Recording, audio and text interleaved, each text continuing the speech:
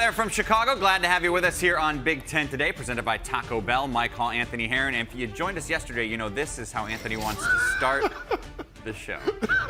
And you're like a rock. No matter how much I try to distract Mike Hall during the cold open of the show, you refuse to be distracted. Just saying. It's impressive. It's going to be a fun year, sir. Yes, sir. You ready for the big story today? I am. Can't wait. Big story today is all about new QBs. Will Howard takes over at quarterback for Kyle McCord at Ohio State, who by no means was bad last year. He just didn't meet the very high standard OSU has at its program, especially at that position. In comes Howard, who started in each of the last 4 seasons at Kansas State. Howard addressed the media before he debuts in Scarlet and Gray on Saturday. You know, when he told us, I was very excited. You know, it's an honor, it's a privilege, and I don't take it lightly. You know, and there's a lot of really, really good players in that room, and you know, to be named the starter in a group, you know, like we have is an honor, and it truly, you know, is special to me. And being the starting quarterback of Ohio State, you know, it's truly like I said, it's a blessing, man. It's not something I take lightly, and you know, I know that there's a lot of stuff that comes with that. You know, I know there's a lot of expectations and, you know, pressure, if you will. But you know, I knew that was the first goal on my list when we got here. You know, was to be the guy. And you know, I knew I had to work for it, and the guys in the room weren't going to make it easy. You know, but I felt like I had a good camp, and I showed the coaching staff that, you know, what I could do, and felt like I finally settled into the offense for the first time. And you know, just going through fall, you know, I feel really, really confident with, you know, kind of how I'm feeling the offense out and how I'm kind of, you know, evolving in this system. And yeah, I'm flattered. I'm fired up, man. It's humbling, but it's also, you know, something I don't take lightly at all. And I'm humbled. I'm blessed, man. It's gonna be fun. He has an awful lot of talent. He is a threat to run. He did start for 4 years at Kansas State. Now, to be fair, he also did lose reps last year to a freshman at a certain point in the season. But as I mentioned earlier, like, Kyle McCord was pretty darn good. It's just the bar for that position at that school is higher than pretty darn good. It intrigues me what the evaluation of that position will lend itself to this year, because the way we evaluate quarterback at Ohio State, to your point, Mike, is that now the expectation is you're going to be a first-round draft pick. You're going to be in the Heisman Trophy conversation. You're going to be the main reason that the Buckeyes win games week in and week out. And we saw that pressure just build and mount around everything that evolved around the program last year, to the point where it felt almost crushing, you know, to a certain extent. Now Will Howard comes in, and I think, you know, having an offensive coordinator come in like Chip Kelly, that should enhance the way that his productivity can not only be dependent upon his arm talent, but it can also enhance the way that he moves the pocket with his legs, the way they call the quarterback into the run scheme. He is a big, strapping young lad, and they also have depth at QB. So with Chip Kelly calling those plays on offense, I do think it'll accentuate the way that Ryan Day's offense in Columbus can not only showcase that talent that they have on the outside at wide receiver, but also just the QB run game that really became popularized quite a bit during Urban Meyer's time there. I think we'll see those things melded between the two. I feel like as a leader, your job is oftentimes, and we both get this, we're parents of young children, your job is to put your person in a position to succeed, right? You do a lot of work for the Chicago Bears. Caleb Williams this year, their new quarterback, is in a position to succeed with all the talent around him. Yeah.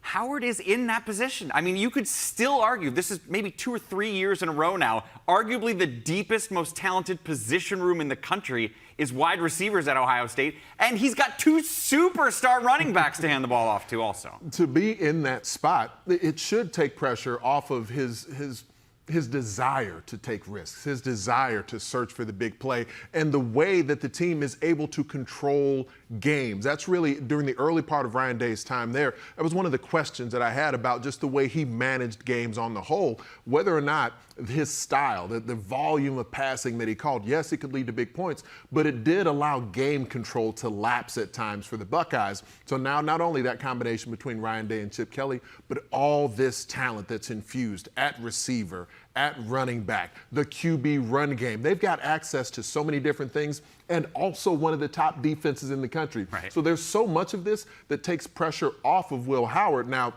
I don't know that Buckeye fans are going to view it that way, but I do think that's the responsible way to view what type of production they get from quarterback, because there's some big games on that OSU schedule. There's no doubt about that. But as long as those big games end up in victory and you see so many aspects of the program flourishing, then if the quarterback doesn't throw 6 touchdown passes, if Will Howard isn't averaging 350 plus passing yards, but he's showcasing an efficiency and a playmaking ability, this can prove to be perhaps the best team in America. Right. Just don't turn the ball over. Yeah. Let all those playmakers have the ability to make plays on your Right. offense, and that should guide them to victory. He's one of many QBs with the spotlight on them. Another one is over in Lincoln, where they haven't anticipated a freshman at QB like this in quite some time.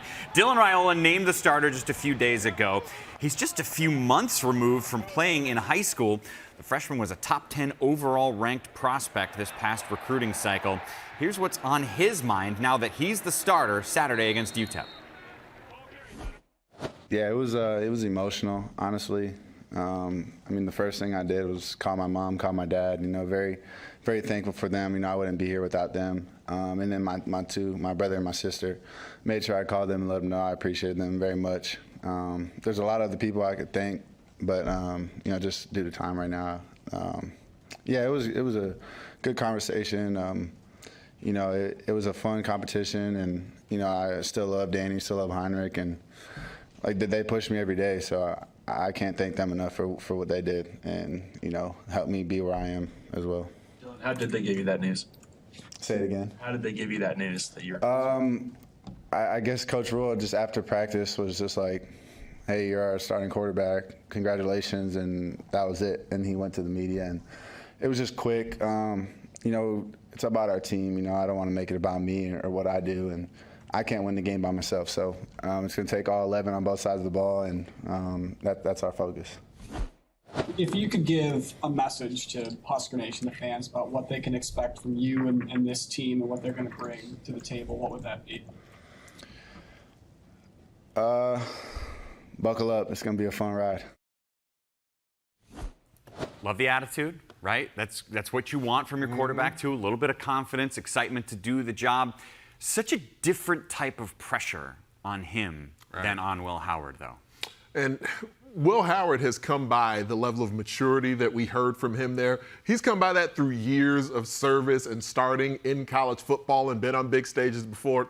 Dylan Raiola is a true freshman. He is just, like you said, a few months ago, removed himself from high school football and is now in Lincoln. I mean, yes, at his dad's program. He has been born and bred into what it means to be a Husker. Actually played with his dad down with the Detroit Lions, played against him in college multiple times as well, even before Nebraska ended up joining the Big Ten. So that competitive temperament that we heard from Dylan Raiola, that does come from an honest place, from his parents, from what he was, you know, sort of built around as a young athlete, being nurtured by his dad. But on the whole, the maturity really is what impresses me, what astounds me in some ways, even beyond the physical ability that we see from Dylan Raiola, because he does seem prepared to command this stage with Nebraska and all those expectations that come with being a Husker QB, with wanting to lead this program to wins at a level that they haven't seen in a decade plus. He seems ready for that. Now, it's one thing to seem ready for it before you actually step between the white lines in a regular season game. And there is a difference from UTEP week one versus the teams they're going to have further along in the season. But if you look at their schedule, people think Matt Rule can do good things in his second year because that's all he's done when he's rebuilt programs. They take a big step forward in the second year. 7-0 is not crazy to think about as a possibility to start the season for the Huskers. And I think they might play all 12 games at Memorial Stadium, or if it's not all 12, like the majority of their games this year are at home. The schedule for Nebraska has been a huge complaint for Husker fans in recent years, and now they do have that opportunity to be at home in front of that raucous home crowd at Memorial, watch those red balloons go into the air, and root their team on frequently early in the season, as opposed to watching them go into hostile territory with a team with new talent at QB or a new head coach who's trying to figure things out. Now, you get the chance to perhaps get off to a hot start if you're Nebraska and do so at home on a frequent basis with a schedule that's a little bit more manageable than we've seen them have to, fight against in recent years here. So there's a lot within the schedule and the situation for Nebraska that feels like this could be that season that Husker fans have been waiting for, been leaning towards for years now. Which kind of goes into the goal of getting a Dylan Raiola. You get a top 10 recruit. The hope is that snowballs. And then all of a sudden other recruits are like, oh yeah, you can do great things at Nebraska, even though it's been a long time. You get a nice season this year where they can win 8, 9 games or something. That helps build momentum. Things could be pointing in the right direction in Lincoln. And the experience is back on defense led by Tony White. That makes a huge difference as well, because if you have that true freshman quarterback maybe sputter a little bit, he's going through some growing pains. They have got one of the top defenses in America with so much talent in that front seven's coming back for another year. We mentioned that the schedule leans in their favor this year. If you're curious about the other side of the spectrum, who's got perhaps the toughest schedule among the Big Ten teams, well, we have that info for you. It's USC with non-conference games against LSU and Notre Dame, plus at Michigan and Penn State at home. Next is Northwestern, which has Washington and Michigan on the road, Ohio State at home. You'll notice all 4 of the new schools are in the top 5 toughest schedules in the Big Ten on paper. Now, luckily, they no longer play games on paper, but rather on a field, so that's good for USC. Here's Trojan head coach Lincoln Riley.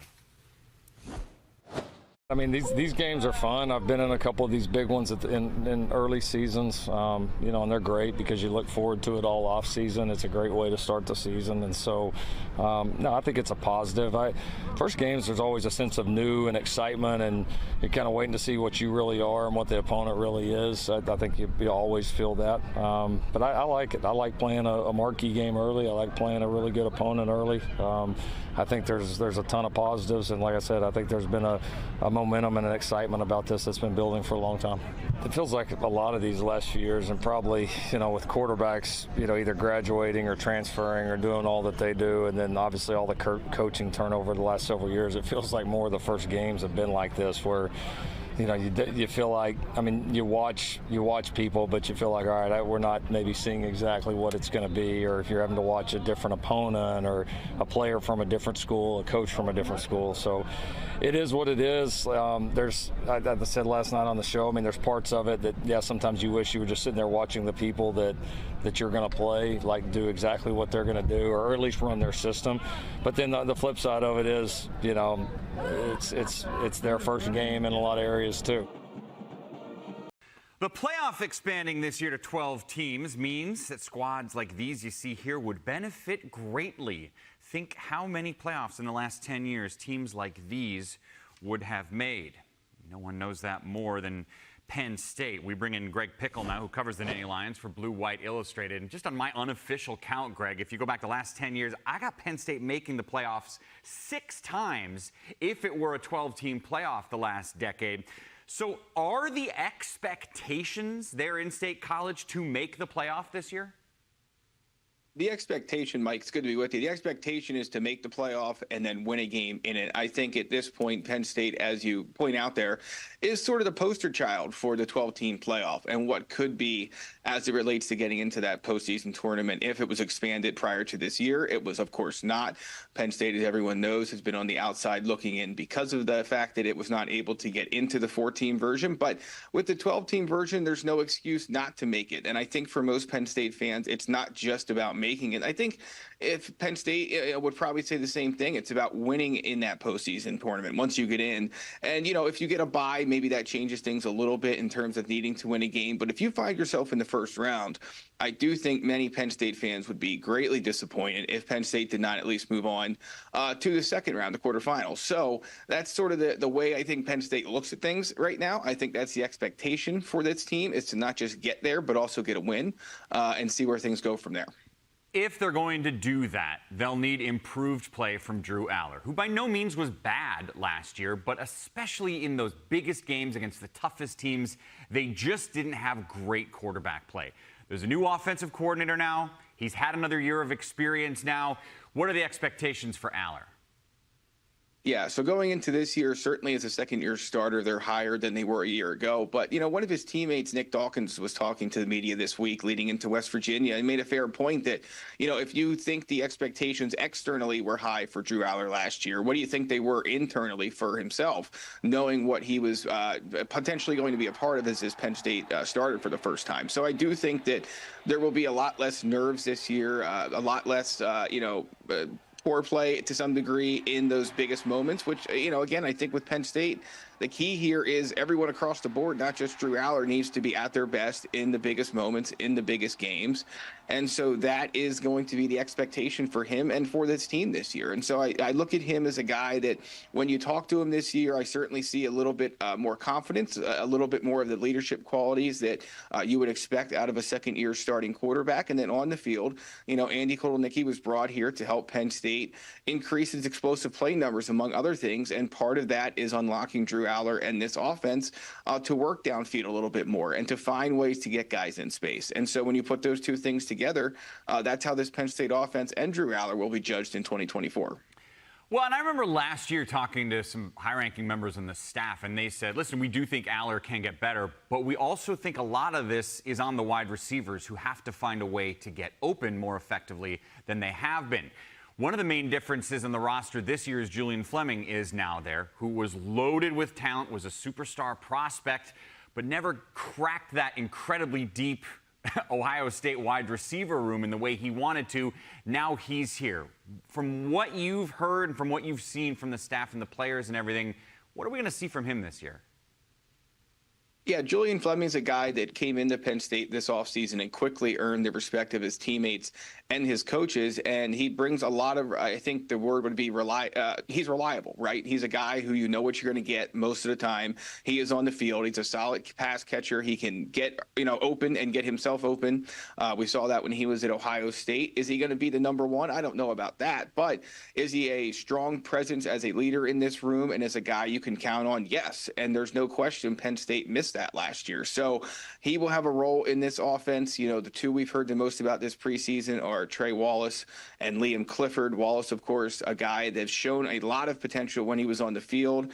Injuries did not allow that to happen as often as he and Penn State would have liked last year. So when you look at those three, you factor Omari Evans into the mix, I think that you're probably looking at the top four for Penn State at receiver. And the question will just be, what can Andy Kotelnicki do, not just to maximize those guys' talents, which was maybe a problem that Penn State didn't deal with effectively a year ago, was maximizing talent, not trying to limit weaknesses. So that's number one. But then number two, aside from the receivers, what can other position groups, namely the running backs and the tight ends, of course, in the pass game and in the run game, do to put the receivers in more advantageous situations, both when you're in, down in distances that favor you and when you're not? What would you say is the biggest difference we'll see in an Andy Kotelnicki offense? I think you're going to see a lot more going on before the snap. If you look at what he did at Kansas and what he even did back at Buffalo, certainly, enough Big Ten teams have come across, I think, Andy Kotelnicki at one of his stops along the way to realize that his goal is to try and make things confusing before the snap to create opportunities after the snap. Kansas did that very well last year. Penn State did not do a ton of that in 2023. And so I think that is most likely the thing that Penn State fans and college football fans will notice most, easy for me to say, Mike, when Penn State plays West Virginia, is just this, what Penn State does before the snap that, again, tries to put players in positions to take advantage of the opposing defense once the ball is snapped. So I think you're going to see movement. You're going to see a lot of guys, moving around in the backfield and before the snap. And that is, in one way, the goal, of course, will be to get them open and give Penn State the chance to hit those explosive plays. Even if it becomes a situation where Penn State, it's like chunk, and then big play, that'd be fine too. Or they could hit him right out of the chute. So Andy Kotelnicki is certainly brought here to make those plays happen any way he can. And stuff Penn State does pre-snap, I think, as we saw with him at Buffalo and Kansas, will be a part of the equation. What about the other new coordinator? Tom Allen, one of the more charming head coaches the Big Ten has seen in a long time, had one really good year at Indiana and then struggled after that. Now he's the DC. How's he fit in? Yeah, Tom Allen, it's great. Every time you talk to him, he has a raspy voice, and it sounds like he just got off the practice field. No matter what time of year it is, you know that well. But he brings, I think one thing that I noticed listening to players talk about him is just, and it's nothing to do with Manny Diaz necessarily. This isn't a shot at him, but you can just see that he's empowered these guys across all three levels of the defense to own their room, own the defensive tackle room, the defensive end room, the linebacker room, so on and so forth. And guys have taken to that. Guys have really taken to his coaching style.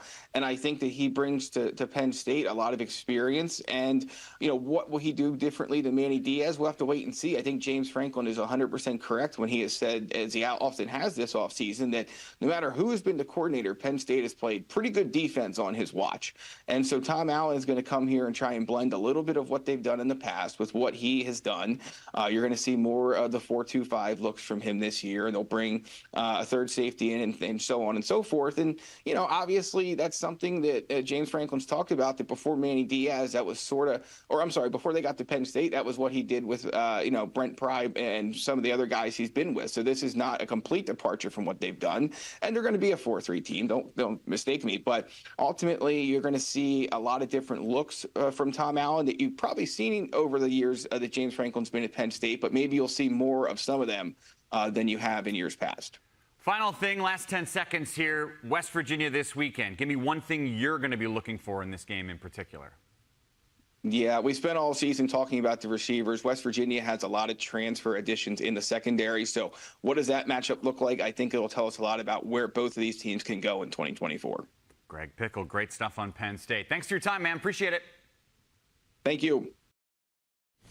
Bringing back Anthony Herron now. Let's follow up on some of those things. I thought it was interesting when Greg was talking about the difference pre-snap, that Kotelnicki is really trying to get the defense flustered before the snap in a way that they didn't have previously. How effective is that going to be? Well, it partly depends on the quarterback. Partly depends on the continued development of Drew Aller and how much getting that additional information before the ball gets snapped, how much that allows him to take advantage of, to accentuate the strengths of the offense and focus on where you see a potential hole to exploit within the opposing D. And for his physical stature and all the attributes he brings to the table with his size, his mobility, his arm strength, but to be able to be, to showcase the aptitude, as a quarterback, to attack a defense with your mind. That's one place in the continued development of Drew Aller that'll really aid this Penn State offense, because schematically, they'll have the opportunity to gain an advantage. Andy Kotelnicki comes from a Kansas offense that was one of the top 5 most explosive offenses in the country during his time there. Right. Chunk plays are where Penn State has lacked in recent years. So just having playmakers and speed on the outside is part of it. But if you can scheme guys into space, if you can scheme guys into being scot-free at times, your QB can play a role in that. And to do that at Kansas, they do not have a strong history of great offensive numbers, explosive plays. So for him to do that at that culture is pretty darn impressive. Speaking of impressive, Big Ten Tailgate's back. Oh, you love that show, don't you? I'm a big fan of one of those.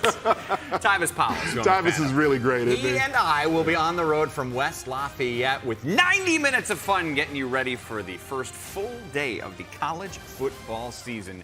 We will see you 10 Eastern, 9 Central Time, 7 Pacific, right here on the Big Ten Network. Anthony, who do you think will be the most improved team this year? Indiana, Purdue, Nebraska, somebody else? Don't tell me! Us. Oh, see, what you did was I was talking football, and you turned it into the team of you and I as a student. Counting down to kickoff, Rutgers opens the season early. They've got a Thursday game here on the Big Ten Network. Head coach Greg Schiano, already the winningest head coach in Rutgers program history. Expectations on campus are pretty darn high for the Scarlet Knights this year, and with good reason. Their schedule is favorable. They got the returning leader in rushing yards from last year in the Big Ten, Kyle Monangai. So with that in mind, we're going to turn to basically an award segment for you. I'm going to throw out some categories. You're going to tell me who it is. And this is clever producing, because we're starting off with who you think will be the coach of the year, and it is?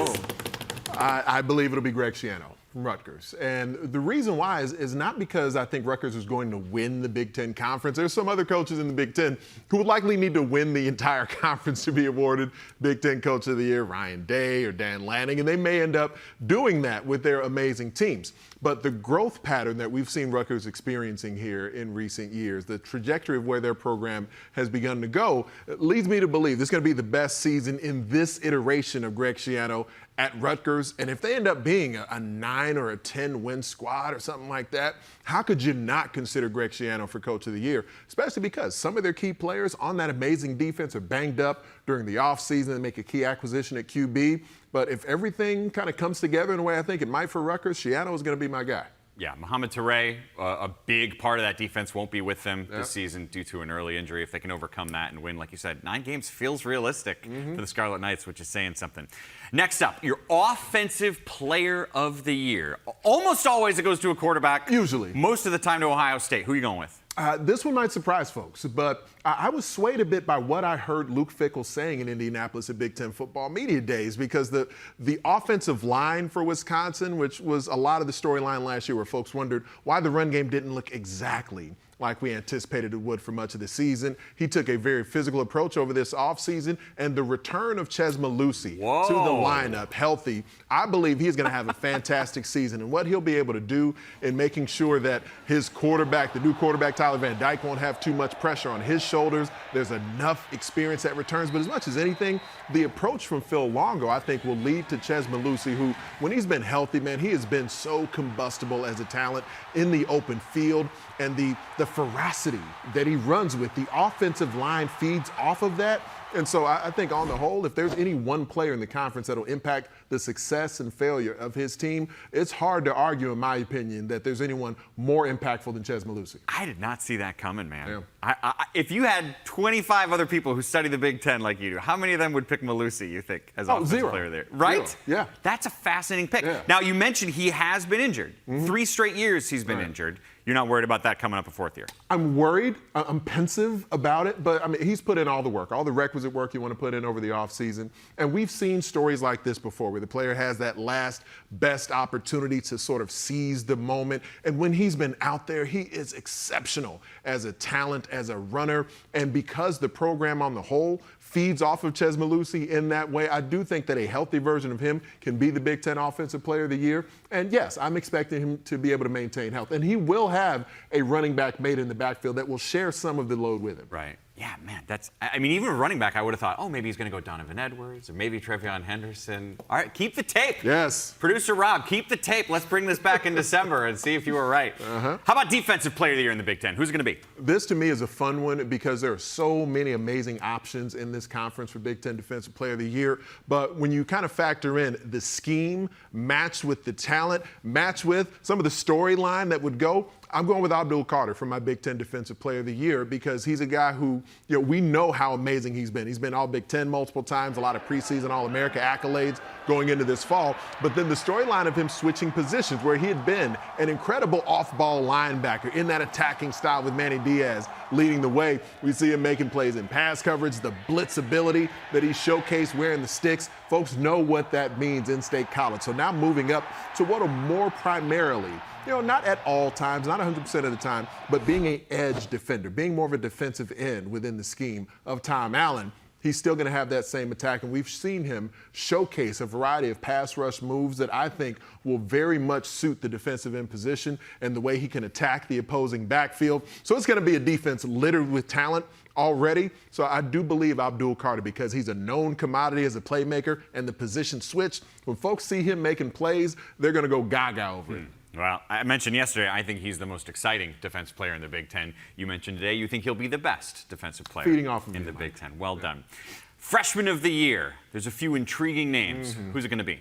Because of part of the discussion we had earlier, there's a lot of pressure on the shoulders of the quarterback position in Lincoln, and I believe Dylan Raiola is prepared to seize that moment. The maturity that we were talking about a bit earlier in the show matters a lot in this regard because if you're going to be a freshman player of the year in the Big Ten Conference, it can be a running back more frequently or a wide receiver where there's maybe some volume to the reception opportunities that you get. Certainly considered multiple other guys here, but I do anticipate high-level play from Dylan Raiola. Maybe not to the extent of some of the veterans in this conference, but he's one of the highest regarded recruits that Nebraska's had in decades, and especially to be at the quarterback position, they've accentuated and enhanced the talent that'll be around him as well. And Matt Rulin, talking to him, he marvels at the maturity, not just the sort of maturity in interacting with people and showing up early in the morning, but the maturity of his game.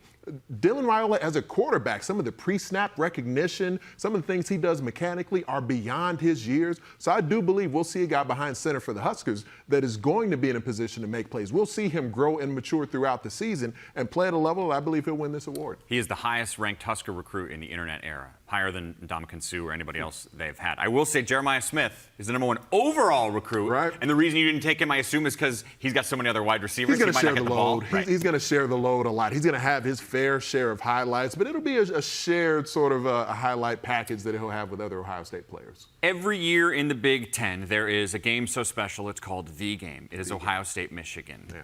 I'm not letting you pick that. So outside of that, what's going to be the game of the year this year?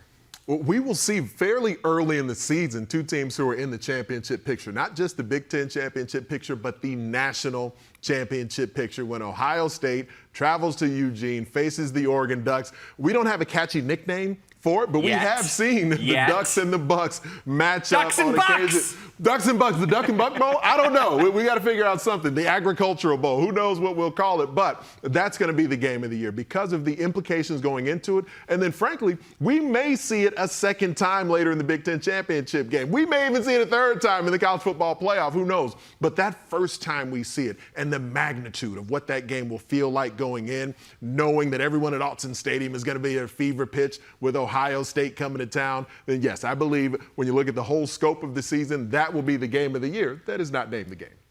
Bucks and Ducks. We'll call it the Dollar Bill Bowl. Ooh, Bucks, I Dollar see Bill, what you Duck. did there. By the way, Yep. that same day, you also have Penn State at USC and Washington at Iowa. That's going to be games. an unbelievable week Yep. of Big Ten football. Most improved team in the Big Ten this year is going to be... I'm surprised that more folks haven't gotten on the Purdue sort of bandwagon yet or riding that Boilermaker train because we've seen a lot of talent acquired over the offseason by Ryan Walters. And for him in his second season, you think back to the time that he was in Champaign as the defensive coordinator. The first season for that Illinois defense didn't look so good. First season for his Missouri defense didn't look so great when he was there either. But year two was when he had started to sort of stack those chips, build those bricks, and I anticipate something similar happening with Purdue's defense in this particular season. But he's also got Hudson Card as a returning starter at quarterback. Yes, they've lost a lot of talent at wide receiver in the transfer portal, but they have added some as well. And he's got a system led by his offensive coordinator, Graham Harrell, that will put up yards, that will put up points. So I think you'll now see a more complete version of Purdue, and that completion will be accentuated by the fact that we saw the best Boilermakers run game last year that we've seen in years. So I love the fact that now Ryan Walters will have new talent, fresh talent, and a system in place that will have continuity. And they added Reggie Love, the Illinois leading running back last year, to go with Maccabee this year. If that defense can make a big jump forward from the 30 points per game they allowed last year, I love that. Purdue could be really fun to watch this season. So that were your awards, your preseason awards from Monsieur Herron. But what about his power rankings in the Big Ten? That is coming up in moments. 10 unveiled its new high-tech replay center, a massive control room at the conference's headquarters with 18 replay stations, touchscreen monitors, soundproof walls, and more. So from now on, when a questionable play comes up for review, it all goes here, where they can look at all the angles available to help make the correct call. It is a cool scene and a good investment on something that obviously matters a ton to fans of the sport. I hope they turn it into a sports bar also. There's space for it, all those TVs. Maybe man, after hours. Maybe after the game's end. That makes sense. Show up. During would be weird. Time for power rankings. And before we go 5 through 1, how are you doing this route? Is this what the teams will be at the end of the season? Is this the best teams right now as we start week 1? This, to me, is what I anticipate developing throughout the year. This is where I anticipate the teams by the end of the basically. season. Okay. Yes, more predictions for the end of the year. Your number 5 team at the end of the year in the Big Ten will be? I believe at worst it'll be the Iowa Hawkeyes. This is a squad that you look back to last season. I went into last season predicting Iowa to win the Big Ten West, even though I knew their offense was still going to be questionable. Now, the injuries that end up happening at quarterback, you can't really factor that in. But this year, so much talent returns. As a matter of fact, more talent returns to Iowa City than any other squad in the Big Ten. And yes, they won the final version of the Big Ten West, and not only do they return so much talent on defense and on the offensive line, in the backfield at running back, but now they do have an even healthier QB room, not just the health of Cade McNamara, but now that health is bolstered by having Brendan Sullivan as the backup to his quarterback position as well. And there's a lot of excitement on what the offense for the Hawkeyes could look like this season as well. So to me, Iowa number 5 at worst with one of the top defenses in America and the potential for a much better offense. At number 4, you have the defending national champions. And they're kind of on the opposite end of the spectrum. With the talent that returns to Ann Arbor, there's a lot of questions because Michigan only has 4 starters back this year. But the starters that are back are really, really good. So they're another team that I do believe could even grow beyond this point. But it's kind of some guesswork for Michigan this year and for those of us evaluating the Wolverines. But Sharon Moore, with the audition that he had as a head coach last season, was exceptional. We do know what Mason Graham and what Will Johnson are as defenders. Perhaps the 2 best players in America, and oh, by the way, on offense. At running back, Donovan Edwards, one of the most explosive talents in the country also. So there are playmakers there. They've showcased depth over the years. I believe Michigan, at worst, will be the number 4 team in the Big Ten. But you know, once some guys step onto the field and have an opportunity to prove themselves, I could see them going beyond this point as also. Well, and this is how deep the league is now and going forward. We're already into teams ranked in the top 10 nationally, which brings us to your number 3 team, which resides in State College. I mean, there is definitely a case to make. The majority of conferences in this country, Penn State would be the preseason pick to click to say they're going to win that conference, have a shot at not only the college football playoff, but a national championship. You can make that case for Penn State in the Big Ten as well. The expectations for the Nittany Lions a bit more muted this season because we didn't see the chunk plays on offense. We were discussing Andy Kotelnicki. Everyone around State College has been discussing Andy Kotelnicki and what that offense will be this coming season.